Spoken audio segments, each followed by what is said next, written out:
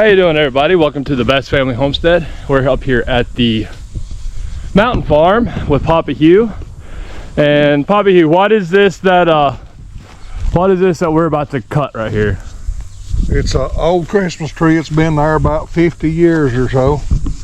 I was big enough to get in the way when we dug a hole to set it out. It was a Christmas tree when I was about 7 or 8. So it actually is it actually was a Christmas tree in the house. It was. Mom and Daddy used to buy live Christmas trees and set them out. They set the rest of them out down there at Uncle Roger's, but the state got them when they widened the road. And it's been there 52 or 3 years, I guess. And it is a Fraser fir. I guess, I don't know. And we're going to get everything set up. The wind was calm.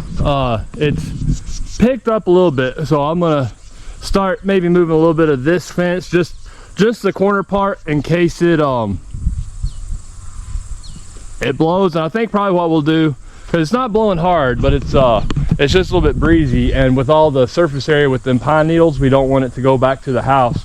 And that's one reason we're cutting it. It's not just cutting it to cut it, but well, the top blowed out of it about 10 years ago, so the top of it may be starting to be pretty rotten. Yeah, and you can see the prevailing winds come this way, so the tree does slightly, as you get up to the top, start leaning towards the house. And the wind picks up this time of day in this valley for some reason. Yeah, it's calm in the morning and breezy in the afternoon.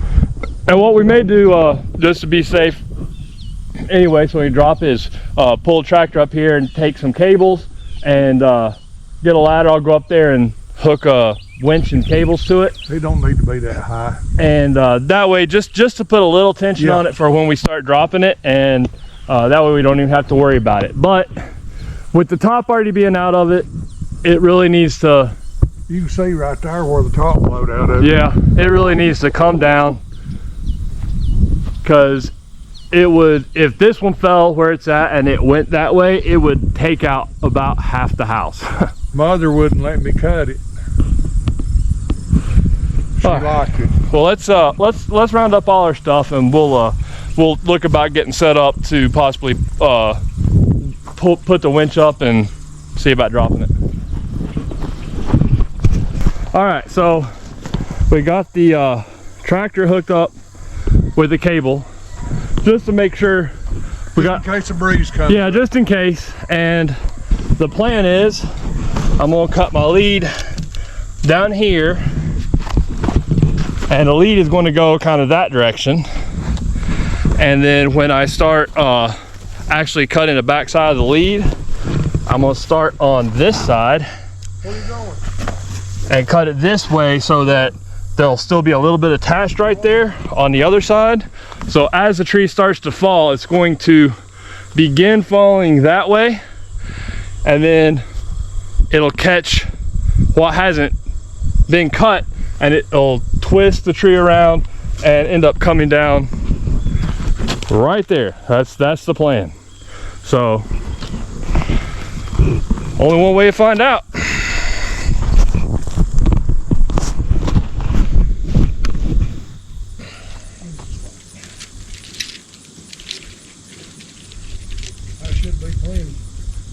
If it'll stay up there. On them knots, it should.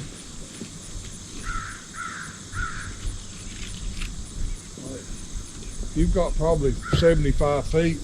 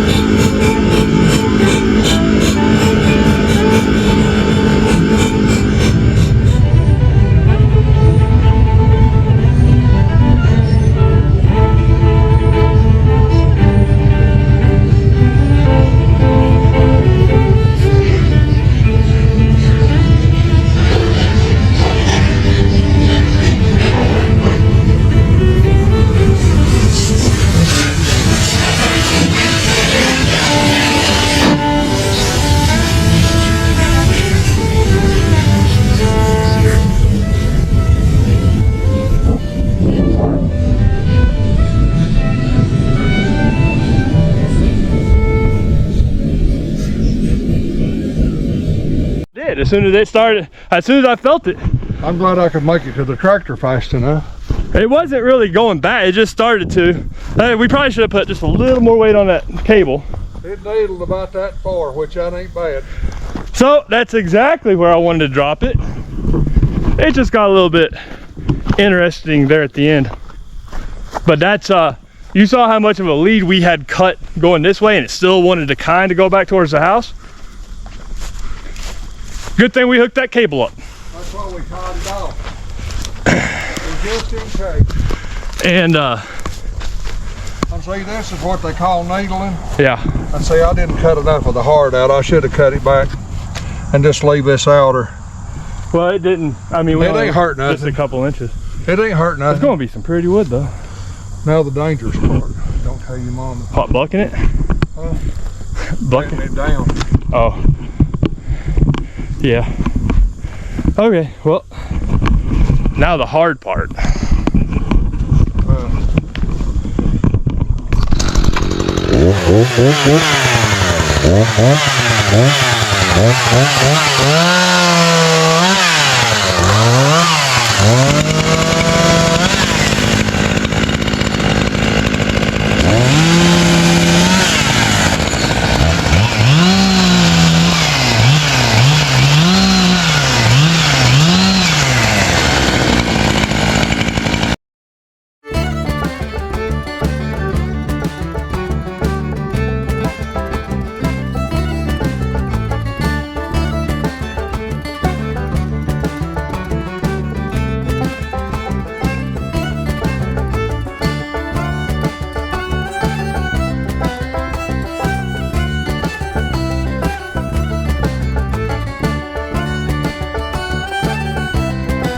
Put the barrel on the tractor and let's clean it up as we go so we don't have nothing to trip Well, over. I'm kind of pulling it back to do that. I was just going as we went to see which way, see when it would start going down. Well, it's going to start going down. I'm going to suggest that you guys start at the other end You can't. You gotta start this end, lower the log. and cut the. You can cut the lengths of the logs as you cut. No, we can't because we can't get in there limbs to it. off. You can't get in there to cut the log. That'd be way more dangerous having the individual logs with the limbs, because then you definitely don't know where it's going. At Because if least we this move, way, you can't see. This way we can see. cutting one limb at a time like we are, we can see where it's starting to shift, and then we can go and start. Yeah, and you think your dad can get out of the way when it shifts? Yeah. It's got too many limbs to go anywhere, Mom. All right. Right now it can't go anywhere. He cuts one, I cut one, and It ain't gonna if it go starts anywhere. to shift, It it's ain't still gonna got go 100 anywhere till we limbs. get over halfway in the tree, and when we do that, we'll drop a log off of it. Yeah, Okay. but we got to get this backside down a little bit.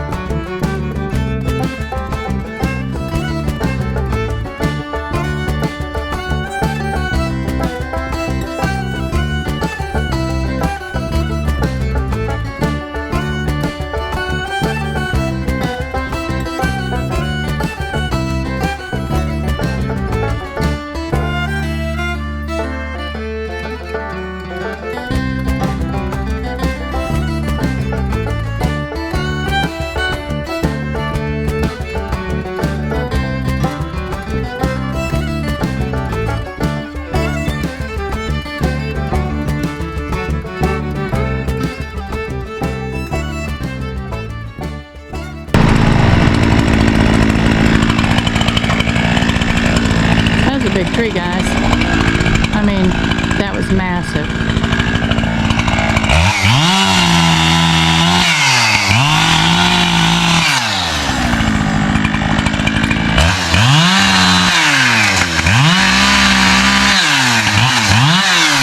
Did it damage your fence? What? Did it damage the fence? Didn't hit it.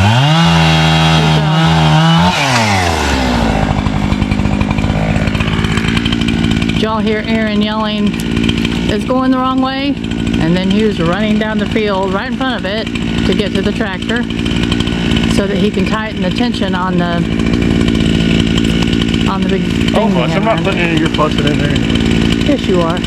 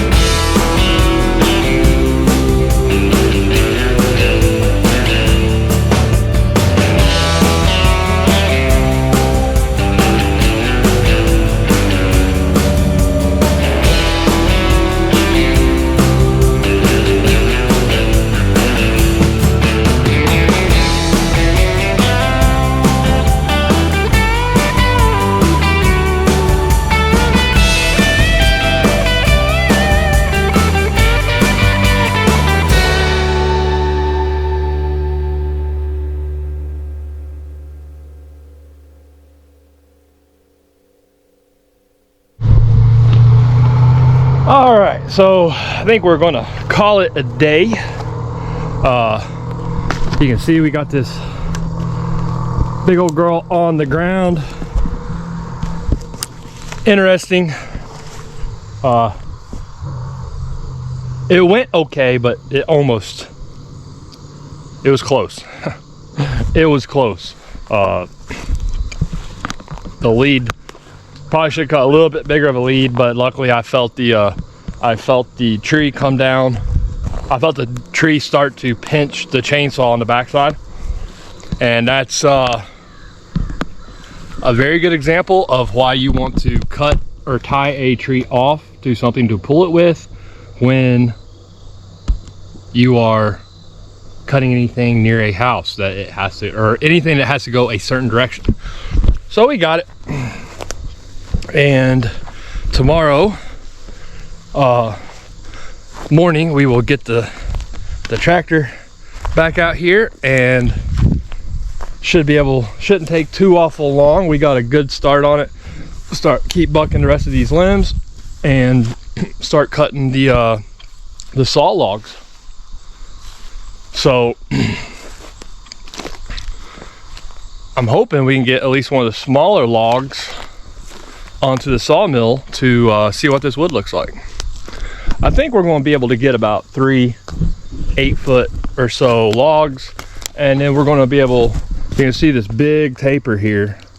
So about right here we'll cut back, and it's only about maybe 5 or 6 foot. So we'll cut some stuff out of it, and then I want to get a bigger bar for my chainsaw, and the next trip we'll do some slabs, because I think it's going to be really pretty to slab and dry to make a table or something out of. And you can see it's not like a normal pine. Well, it's a fir, but it's not orange. You know, it's not the orange pine colored wood. It's really, really white.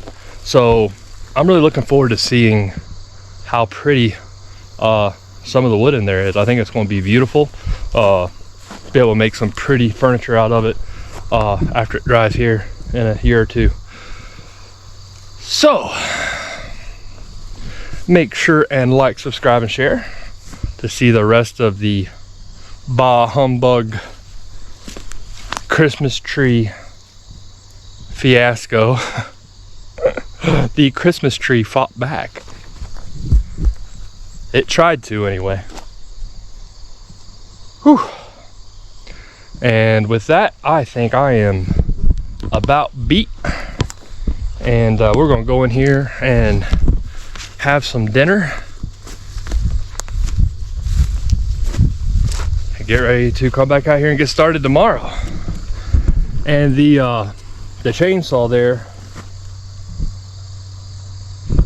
when I hit one of them little, I didn't have my chain tight enough, bucking some of them little limbs, and so it threw my chain and bent a link on my chain. So almost brand new chainsaw blade or chain, and we'll have to get a new one, but it is what it is. So I'll get that done too. All right, everybody, well, have a good evening, and we'll catch y'all next time.